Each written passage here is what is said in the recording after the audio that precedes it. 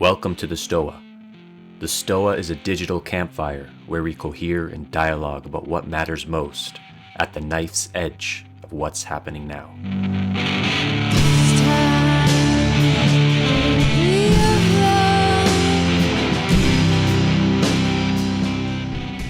All right, everyone, we're going to begin.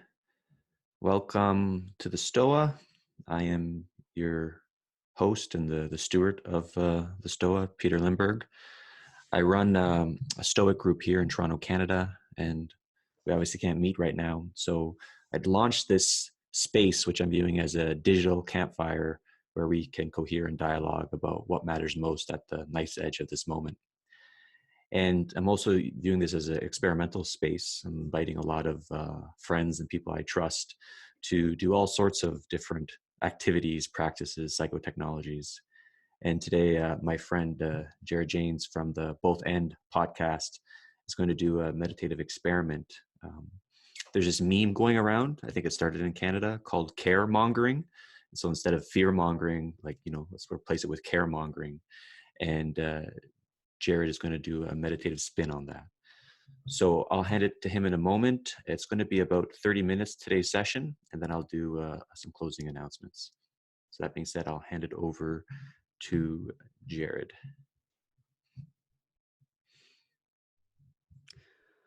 Alrighty. Can you guys hear me all right?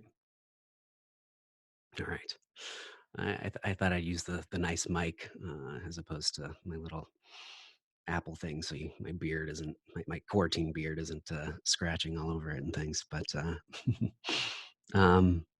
yeah. Well, thanks for coming today. So as Peter said, there's this meme about caremongering, and I think it's powerful to me in a lot of ways. But the main way being that in these times of kind of uncertainty and adversity,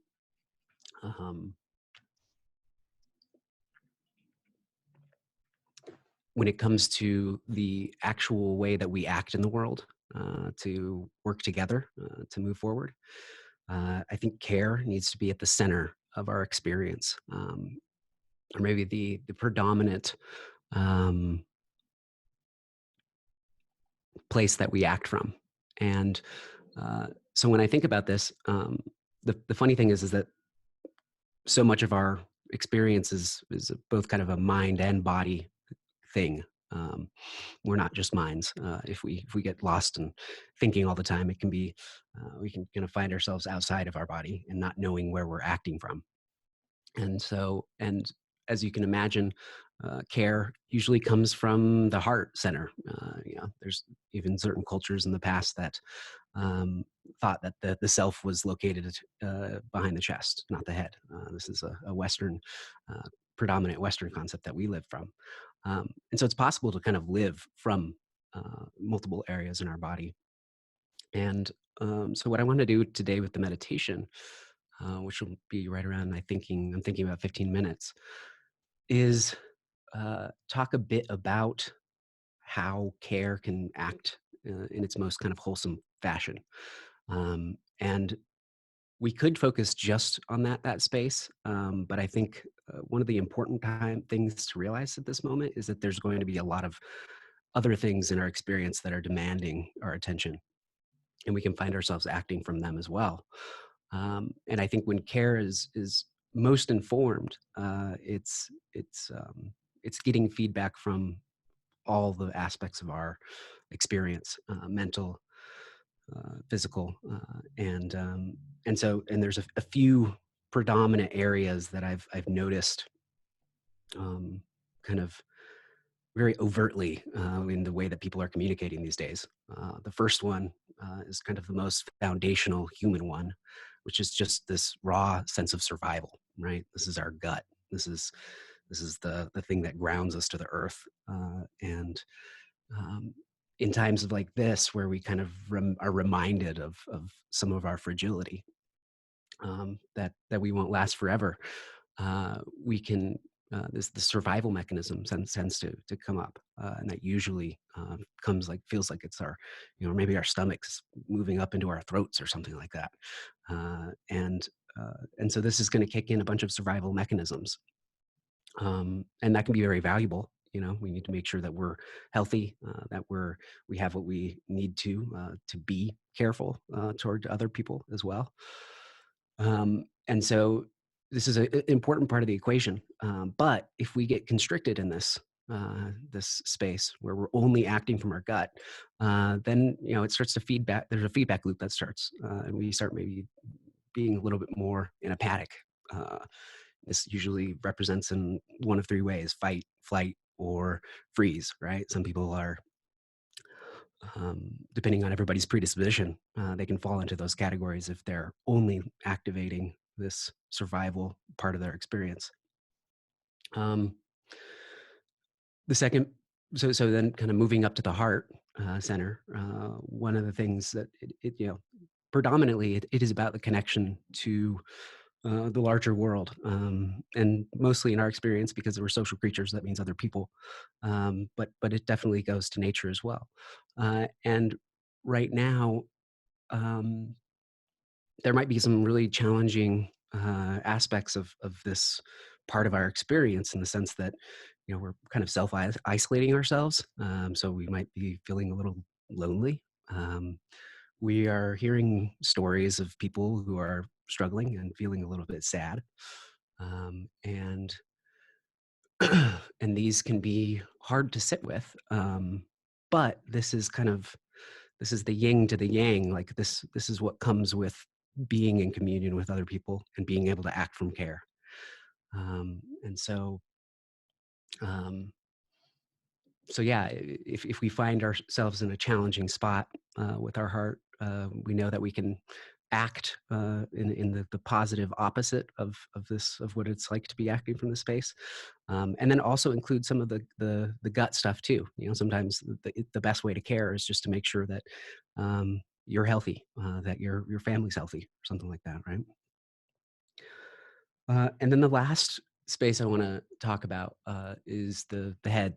Right, this is where most of us live or spend most of our times, and I think a lot of people might be, uh, for the first time in a while, getting out of their head. They might have realized that they were kind of daydreaming and thinking about all these future possibilities and the way things were going to go. And now there's so much uncertainty that it's kind of pushing us back into our bodies, and that can be a bit jarring. Um, and I think the head, when it's in its most natural state, it's very open, right? So in times like this, because it's very open, or when it's very open, there's also a lot of confusion. So these kind of things come together. And when we only spend time in our head, that confusion can create a lot of want for certainty. We can look to certain ideologies or dogmas or uh, things that comfort us a little bit. And that can be helpful to a certain degree, but really I feel like the head is more, um, its role is more to uh, direct our attention, um, think about the consequences of certain actions and certain scenarios and what we should be doing. But at the end of the day, like once we're ready to actually make a step and act, it has to include the rest of the body. And so if we get lost only in our heads, we're going to feel quite aimless, quite confused, um, and uh, and if we're resistant to some of those elements too, like confusion, it can actually create more of it in the process, right? One of the weird things that, if we're running into challenging um, parts of our experience, we'll usually find that the things that we're resisting are the things that are the most present in our experience. So if we're really resisting being uncertain, there's going to be a lot of uncertainty. If we're really resistant being compassionate toward others, then we're going to feel a lot of sorrow. And if we're, and if we're denying our survival, maybe that's by being reckless or being or running away from the problem or not taking it serious or any of those things. Yeah, it can be tough. So that being said, so that's kind of like a quick. I tried to summarize. I know it was a bit all over the place, but hopefully you get the general sense of what it's like to act from each of these places.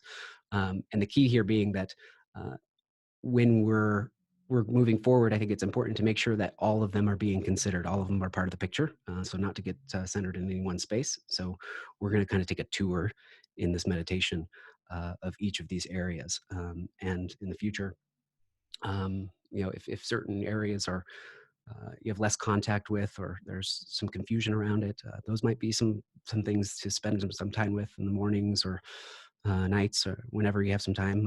It doesn't have to be anything super formal. You just sit down and kind of get in touch with it, and hopefully we can, in this little tour, give you a bit of an idea of what exploring some of the sensations in that space are. Um, One little caveat here I would say is just to make sure that not to make sure, but to strive to notice when what we're feeling um, becomes less part of the focus and it becomes more about labeling what it is. So as soon as we start to get very conceptual about what we're feeling, that might be a time to realize that we're getting lost in our head and maybe get back down into our body. And it's really important to be able to process this stuff and to allow ourselves to feel fully from each of these spaces by being with the sensory experiences and not as much about the ideas about them. Um, at least when we're sitting, reflection is a good time afterwards. Good thing to do afterwards. But yeah. Um, so yeah, I think that's a good kind of little foundation.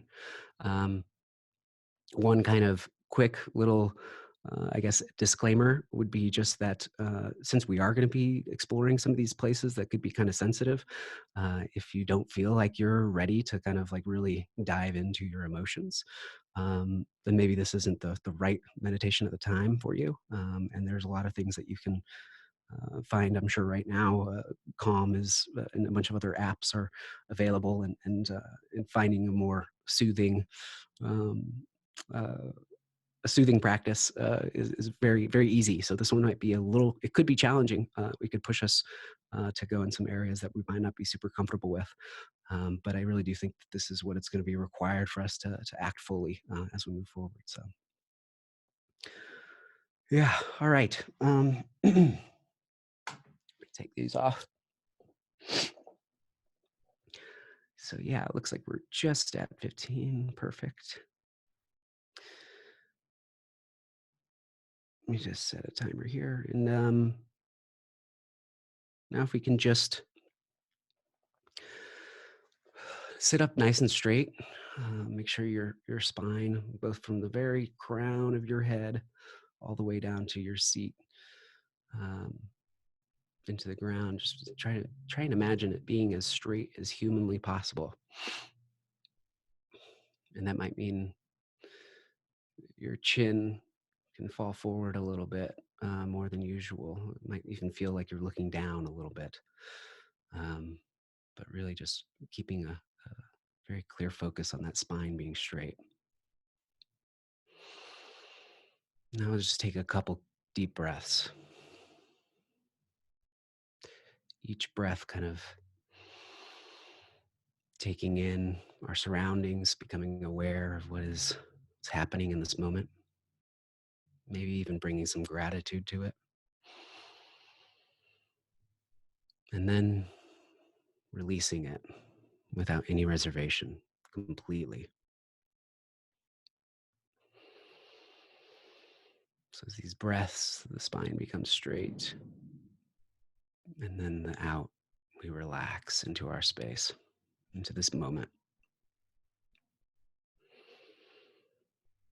Now we'll just start by just noticing any kind of tension in our experience, but we'll start at the top of our head. Maybe move down to our brow, our eyes, our nose, mouth, cheeks. Just notice if there's any contraction here and see if there's something that can be relaxed a little bit deeper.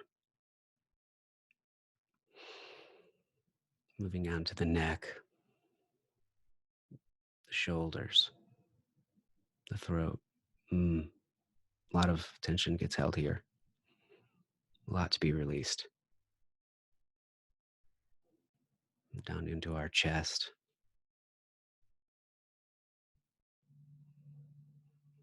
our back, mid back, around to our abdomen, slowly settling down to the base of the stomach, releasing as we move down into the hips,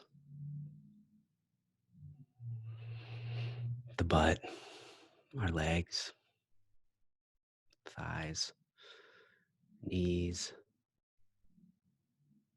calves, into our ankles and our feet, all the way down to our toes. Now just kind of get the sense we're not, no intention to be moving. We're just completely relaxed in this moment.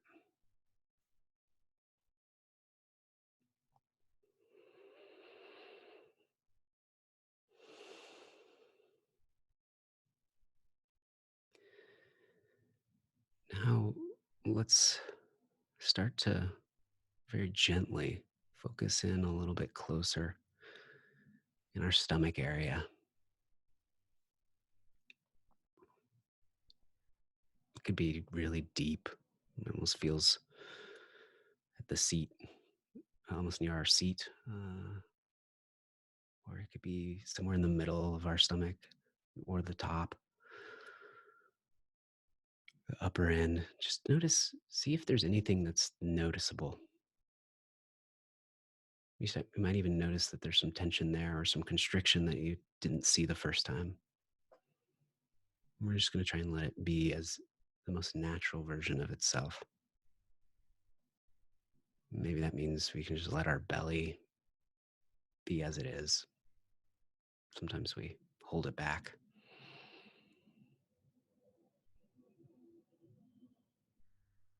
Notice if there's any movement, and if there are any sensations that you've noticed, start to see if you can find the boundaries of them too. Like where does it start? Where does the constriction start? And where does it end?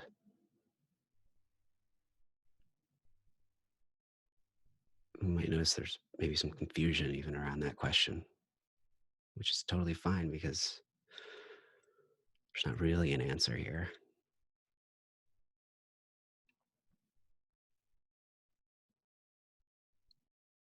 And if you do feel yourself getting lost in a thought at any time, just maybe send a little smile to yourself and laugh at your mind for getting distracted for a moment. And then very gently go back to the abdomen. See if anything's changed, even if that's having a hard time finding something to pay attention to. Just the looking in that area is very important.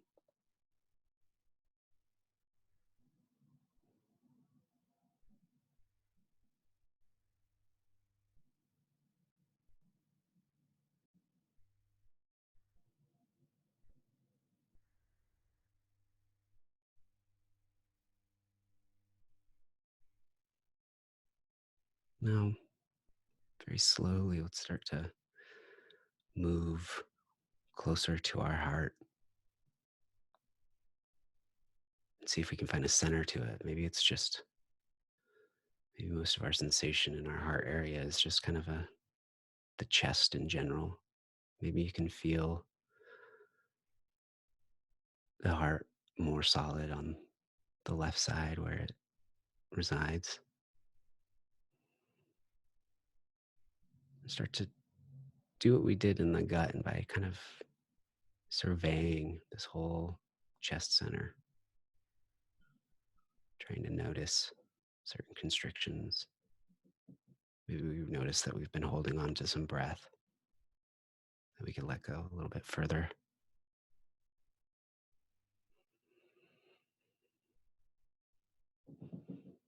lot of movement in the chest. Very easy to follow, maybe easier than the gut.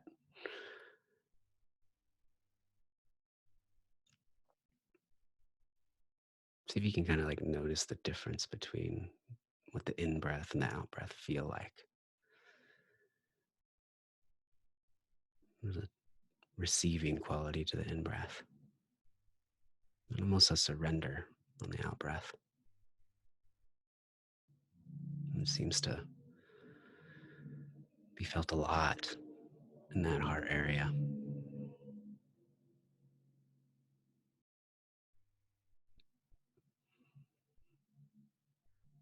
Sometimes I can notice how solid the heart is. Or maybe if you've been feeling a little lonely or something, you might even feel a little achiness here,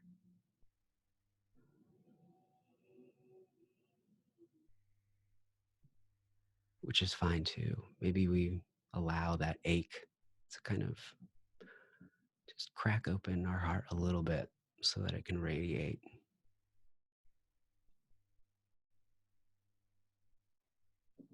so it can be itself.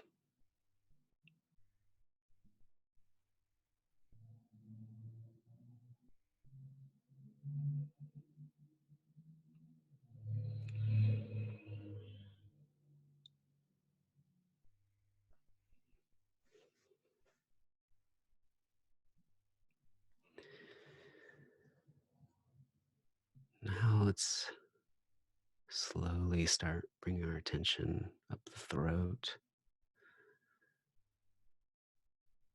up to the top of the crown of the head. See what we can notice up here. Maybe even notice the space around the crown of the head. The mind, its natural state is actually quite open, very different from the heart. The heart was so solid, grounded, connected. And the mind doesn't have a ton of boundaries. It's almost like you could feel into the space around you. Just openness without any distinct quality. Maybe even some confusion comes with that. Like, what is openness?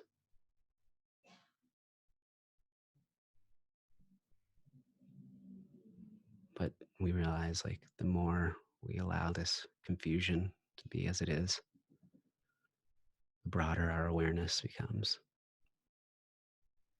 We can reach out in all directions, above, below, to the sides.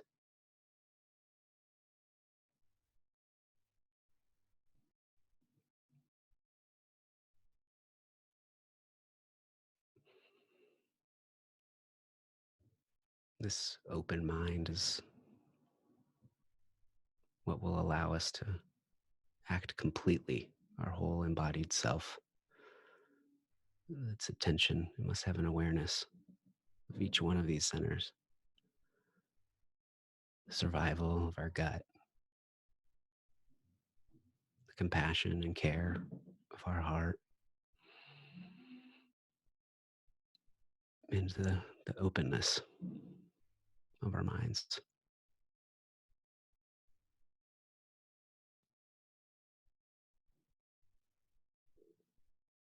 And see if we can feel all of that, everything we've explored, bring it all into our attention. How's the gut informing the heart? How is the mind providing the space between the two?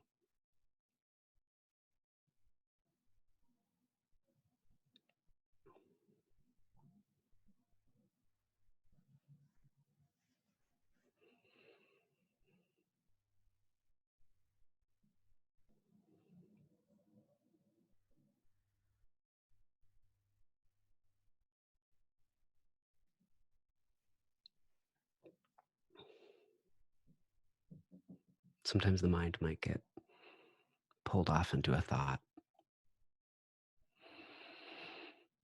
And when that happens, we just notice the space around it.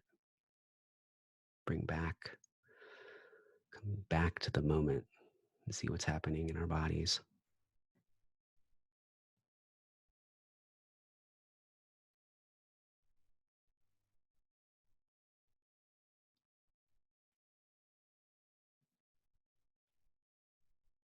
Noticing how different it is to feel into our experience than it is to think about it.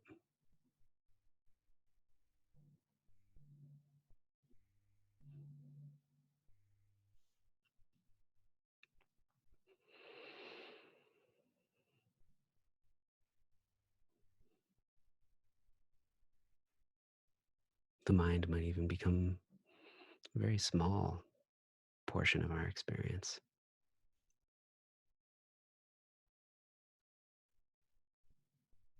This moving, breathing body, feeling body.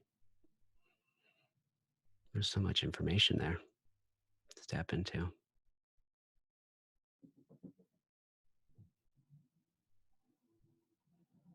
if we're paying attention.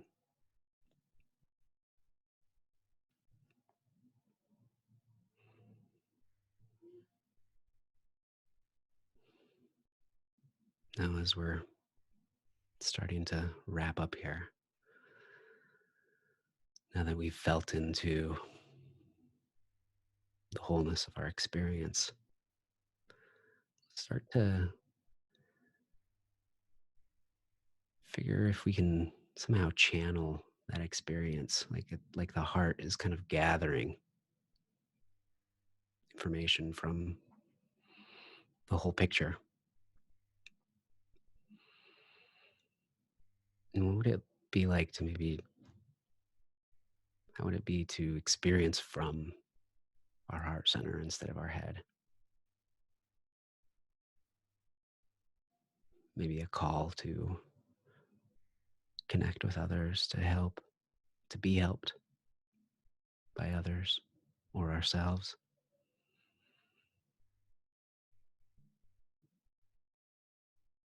Now, let's slowly, as we're holding on to this heart centered focus, expressing ourselves through this heart center, slowly let a little bit of light into the eyes, keeping contact with that heart,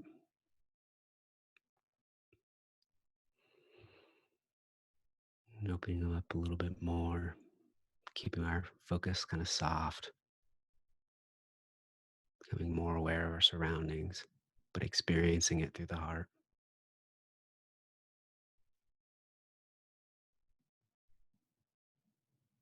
Maybe open our eyes all the way.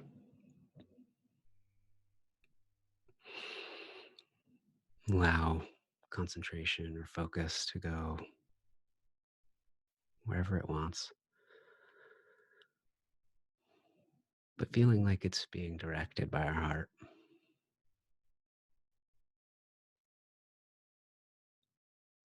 Maybe we can even put our hands on our chest over our heart. Just feel into it a little bit more. Become acquainted with it.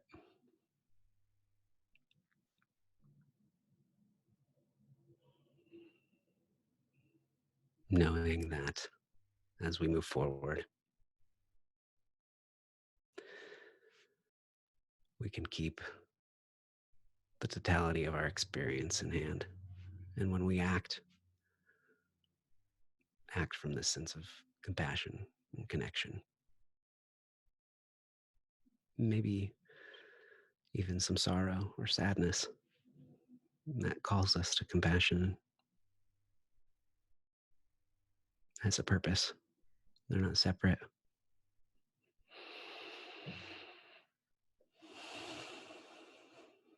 All right.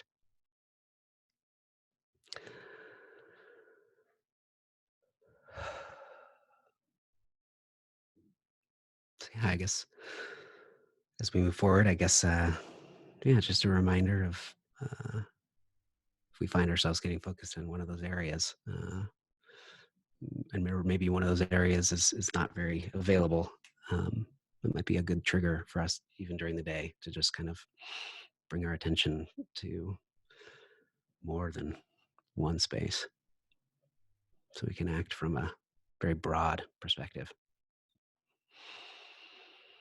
Thanks for going on this little exploration. I guess I'll hand it back to Peter. Um, Jared, if you have any maybe resources on meditative practices, you can send it to me, and I'll include it on the email to everyone, and I'll also add it in the show notes. So if you'd like to, we're going to upload this on YouTube to the Stoa YouTube channel. So if you would like to do this meditation, guided meditation again, it's going to be there. And I recommend checking out Jared's podcast, Both End. It's pretty sweet podcast. I was a guest on it, and a lot of great guests on it, and it's a much needed podcast for these times. So, Jared, thanks again for coming. That was really nice. Announcements for upcoming sessions.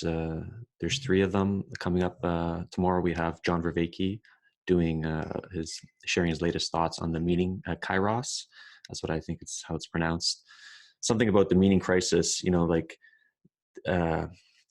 something like I was suggesting to him, maybe we should talk about the meaning opportunity. And so we're having this thing called the meaning kairos. And then there's going to be a Q&A, and that's 6:30 Eastern time tomorrow.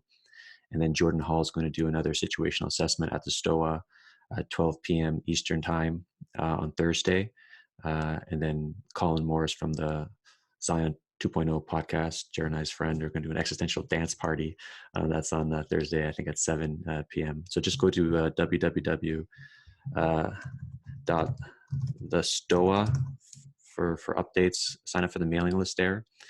And I view the Stoa as a gift that everyone can freely use. And if you're inspired to provide a gift in return, you can go to that website and just go to the gift economy at the end. All right. So thanks again, Jared, and thanks everyone for coming today. And have a blessed day. Bye.